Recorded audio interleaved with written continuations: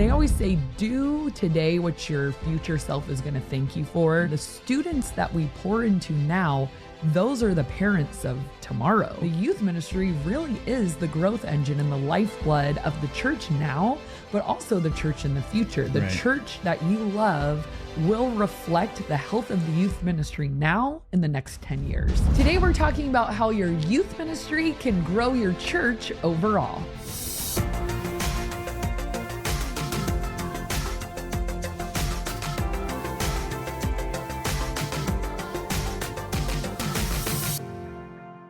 Welcome to the Ministry Coach Podcast, where we bring you weekly tips and tactics to help you fast track the growth and health of your youth ministry. My name is Jeff Lascola, and this is... Doofus Von Dum Dum. No, that was you.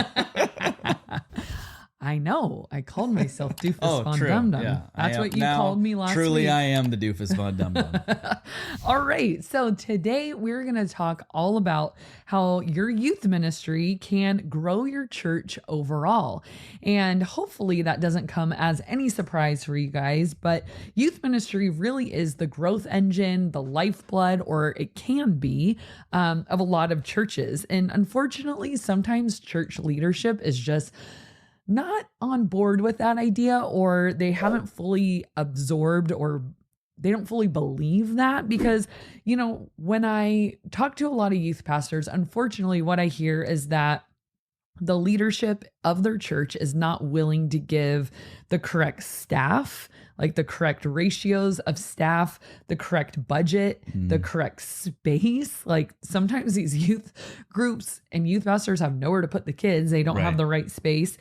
They don't have the right time slot, meaning they might say, well, you can't meet during the week, you can only meet on the weekend or whatever, not giving them free reign.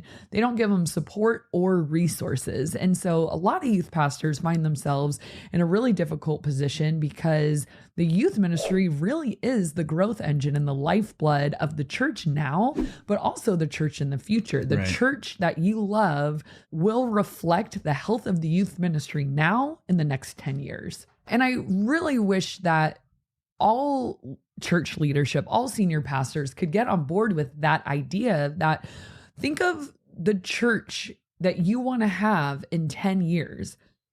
Don't just focus on the adults in the auditorium or the sanctuary, whatever you call it, but the youth in those classrooms are the people who are going to be those people in 10 years. And so what kind of environment are you creating? And if you're not giving, you know, if senior pastors aren't giving their youth pastors the correct budget or staffing or space or resources or time slots, all the things we've talked about, it's going to be really hard for the youth pastor. So maybe you can be the agent of change in your church if you're the youth pastor who's going, amen, you know, and just you feel like such a passion for youth ministry, but that's not being met with the resources you need to pull off really great youth ministry. Then maybe this episode will give you some talking points and helpful conversation directives the next time you talk to your senior pastor when you're going to ask for something else. Right. Sorry, go ahead. And I was going to say, and trust me, you don't need a big budget to run good youth ministry, but you do need a supportive church who's willing to resource you and help you with staffing and make sure that you're equipped to do really good stuff. Yeah, no, I was going to say is that I feel like senior pastors and leadership a lot of times looks at youth ministry kind of like it's something I guess we have to have, but they don't put it, just to echo what you're saying, they don't put it at the forefront. And I think it's almost, you know, to use an analogy, it's like if there was a rainy day, they would say, hey, people are going to be coming with umbrellas. We need to put out a bucket for people to put their umbrellas in. These people are coming to church. They have kids. We need somewhere to put the kids. Yeah. It's not really like a whole lot of effort put into it. Like we just need somewhere to put them so the adults can, you know, go to church and be the people of the church. Sure. Be the church. Right. And it's like that afterthought of the students and who they are as a part of the church. Yeah. And I think that's probably super common, you know, and like I said, there's probably a lot of you listening that are like, yes, that describes my church perfectly.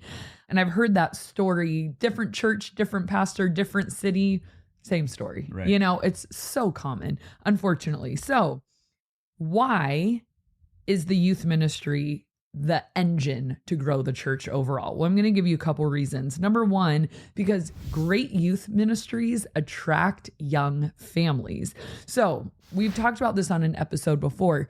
Young families talk to other young families all the time, and they recommend things they like for their young families all the time. Yeah. So I am a parent, and if somebody says to me, hey, this church has a great VBS, I'm sending my kids there.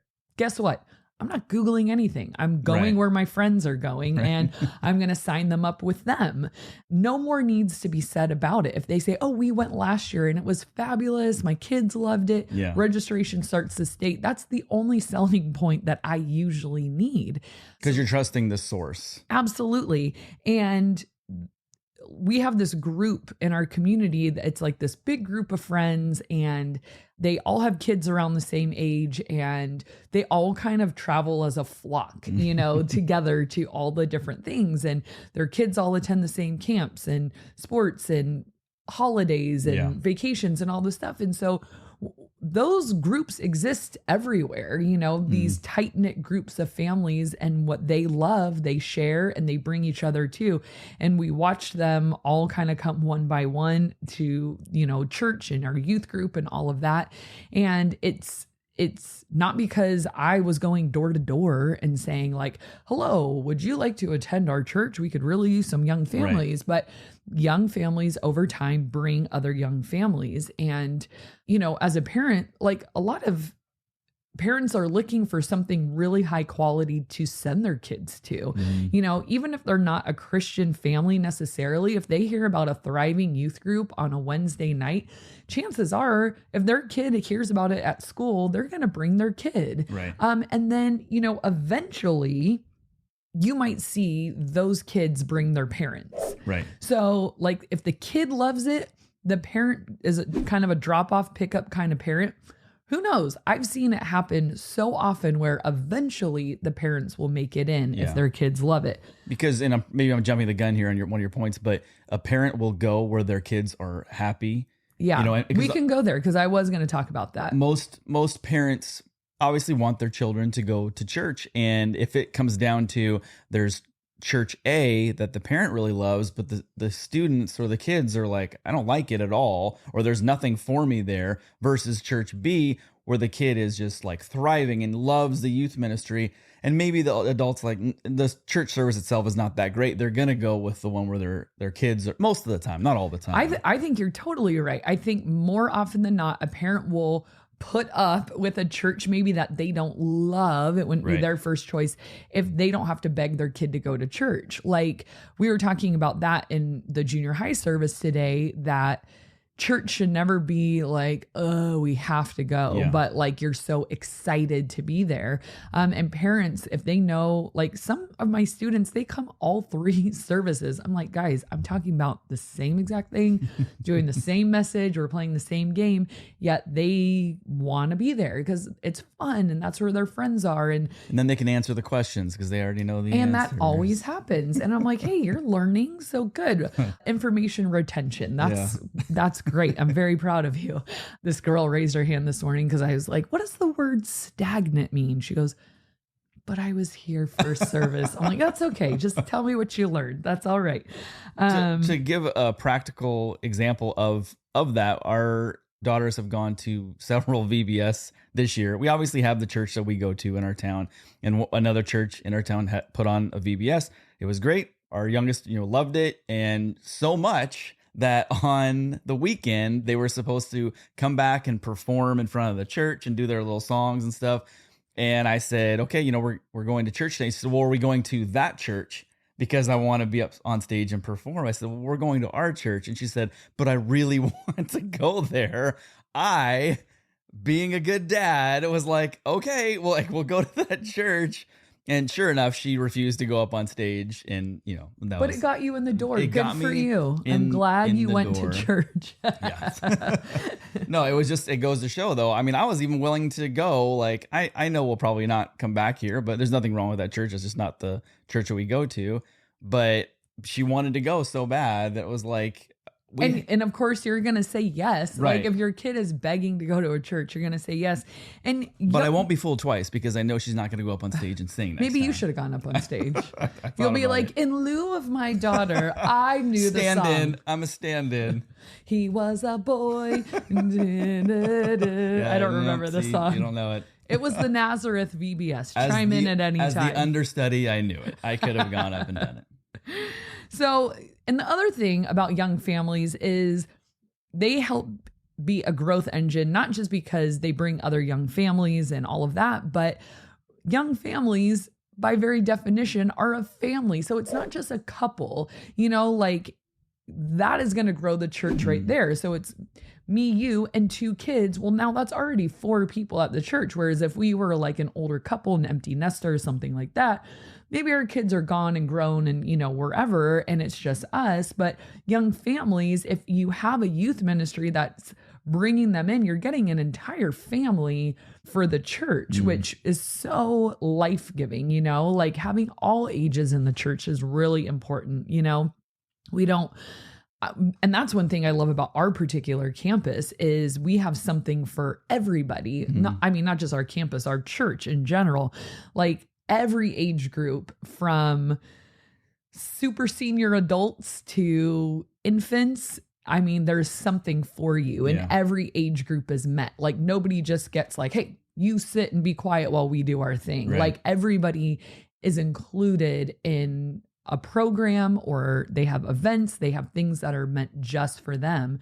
But I love that idea of young families. Yeah, you get an entire family that comes. And what you were kind of talking about is number 2 is you get students who love church. So if you're pouring time and resources, like you said, parents will come because their kids want to be there. Right. So, and they'll invite their friends. Yeah. And then the cool thing, so now going back to what we were talking about in the beginning of that, like they always say, do today what your future self is going to thank you for, like when it comes to like working out or eating really well, it's like, well, this is what I want now, but what does me in 2 months want? Well, I want to build muscle and be lean and this and that. More of the food I had today.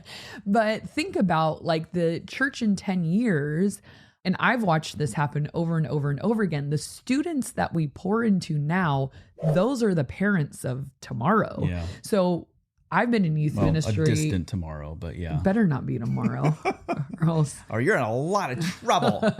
But it's this cool thing. Like, okay, just last weekend, remember I told you I saw one of our ex-students checking his infant daughter into the nursery and he said, hey, Kristen, do you want to meet my daughter? And I was like, crazy, and that's not the first time that's happened, but he was in my youth ministry. Doesn't even feel like that long ago. And now he is a father checking his daughter into the very church that he grew up in. Yeah. And if he had grown up thinking this church is a snooze fest, they have nothing for kids, he remembers because he was one.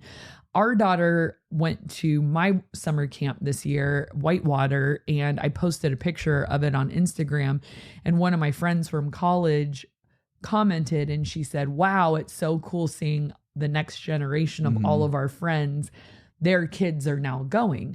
So many of my friends this summer have kids going to the camps that we attended when we were in junior high. Like we're still here raising our kids at this church because we know how cool it was and how impactful it was and how life-changing and soul-changing it was for us.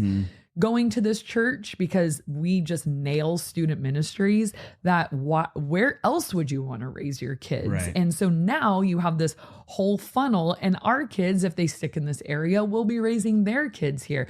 And so you have to think of what is our church in 10 years? And the older people, they'll still be there. They'll still be coming, but where is the lifeblood? Where is the growth engine? Where are the new people coming from?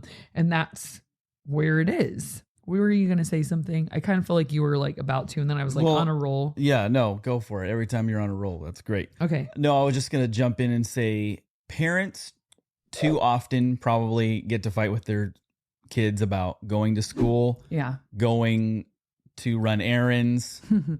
everything, going to practice, whatever it is. You don't want church to have to be one more thing Yeah. to fight about, Absolutely. and if your kids are excited to go, that's one less fight you have to deal with. So it's like you're willing to, I don't want to say you're willing to put up with a lot as an adult, but it's kind of true. Like you're willing to put You up have with no choice. with You got to put up with everything as an adult. You're no willing choice. to put up with maybe a mediocre sermon or mildly uncomfortable seats or, all the things if your kids are happy and content or following the Lord and want to go to church. Yeah. And this is I where will sacrifice everything else for that. absolutely. A lot of parents will say they use our youth group as kind of like the carrot that they dangle in front of their kids. Like, if you don't get your homework done, you're not going to youth group. What? And they're like Which crying. is kind of a interesting punishment.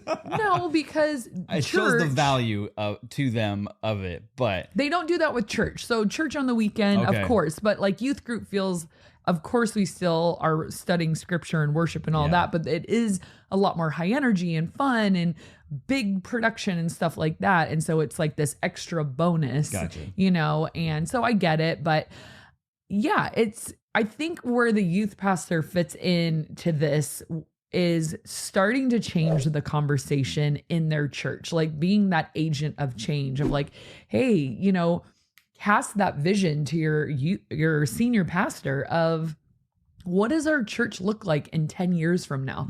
Well, it's not like, how they always say, don't think about who's not there, think about who is here. Right. So like the most growth potential you have might already be within your walls. It's just either they are inviting people that they know, so it's kind of like they're grandfathered in, with just relationship, or it's that in 10 years these people multiply and they have kids and their kids, all that stuff. So if we neglect high quality youth ministry, resourcing youth ministry in the church, just kind of giving the scraps or the afterthought to youth ministry, thinking like it's not real or it's not a big deal.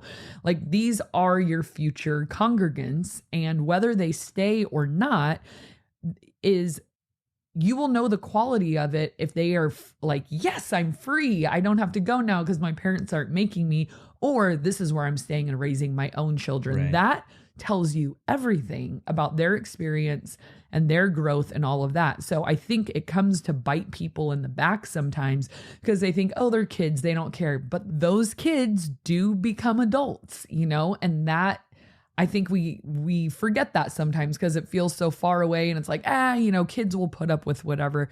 But how did we make them feel when they walked into that building? Were they, like you were saying, so excited to be there because we had something meant just for them? Or were they kind of told to sit down, be quiet while the adults do their thing? Right. I remember sitting in church. Oh my gosh, my parents used to bring me to this church when I was little, and I would sit in the service with them, and I had no idea what the pastor was talking about. Same. And he was, like all pastors, very long-winded, and he would just go and go and go. And as a kid, that was probably 10 times in your mind. It was 10 times as long as it actually was. Like maybe he's, who knows how long it actually was, like you said. And I would just sit there and I'd like in my mind, like beg for mercy, like, because it was nothing he said applied to me as a 8-year-old. Yeah. I was just like, I don't know what we're doing. If I had gotten to run around and be with other kids and be somewhere that was age appropriate, instead of like, hey, you be quiet while us adults really listen. And like, it's like, oh, I just think it's such a miss. So my mom finally resorted to packing like coloring books for me because I was probably like Mom, when is this over? When is this over? All I could think about is I hope there's at least a donut left to make this worth my torture, and when you're a little kid, you just can't appreciate, and it's okay. It's like, that's where you're at developmentally. And for so much of like what we wish kids, they should like follow the adults' example, shoulda, coulda, woulda. Like there's so many things we can say kids should do at church. We've got to meet them where they're at and create an environment that is meant for where they're at developmentally. Kids and adults are not the same. Right. Which, this is the point that I always make, that, a lot of people want the students to be in the church with the adults during that sermon. And for everything you just said, I echo, because I experienced the same thing. And I'll tell you a little story about that in a second. But no adult, if you want everyone to be in the same room, well, then how we take all the adults and we all go into the Sunday school classroom, like into the kids room. Into the kids room. Yeah. If you want to be all together, that? Because would you get anything out of it? Right. No. I mean, it would be that's a great point. It would be very age appropriate for a 5-year-old or a 7-year-old. And adults would be sitting there and going, this isn't for me. Right. That's what students think when they're And imagine if you had to put up with it every week. Like one time it's like, oh, how cute, we're attending a kids program. But if that was you every week, you'd be like, I'm not getting fed, at all. And a pastor should be speaking to adults. And we are not the same developmentally. No, I don't know where that idea came from. I mean, whatever. Your church obviously can do whatever they want. This is just the opinion of two people here. I recall going to church and being so bored, I was counting there's a wood paneling behind where the pastor was speaking, and counting all the knots in the wood. That's desperate times. Real desperate. The best part for me was that there were these padded cushions, vinyl kind of seats. So when everybody would stand up, they'd fill up with air, and then when we go to sit back down, they'd all go. And you liked the noise. And I thought it sounded hilarious. It was that was the best part of church for me, being in with my parents. That's dismal. Very depressing. So when I was in junior high, I got invited to the church I work at now. They were doing this big event, and this girl in my class was talking about it. I'm like, what are you talking about? She's like, oh, my youth group, we're doing this competition thing. You should come. And I did. Her mom picked me up and brought me. And I was like, what? Church could have been this fun all along. And that's where I am to this day. My church has 173 knots in the wood. Say less. No thanks.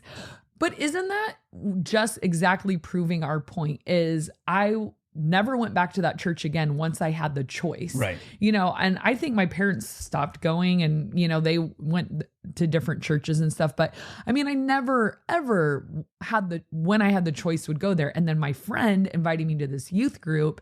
And then I'm like, whoa, this is so fun. And it wasn't like, well, all you did was have fun. I hope you're happy. Jesus is upset that you didn't worship him. It's like, no, we did it all. We did it all. And it was great. What if worship was fun? Oh, mind Stop blowing. it. Yeah.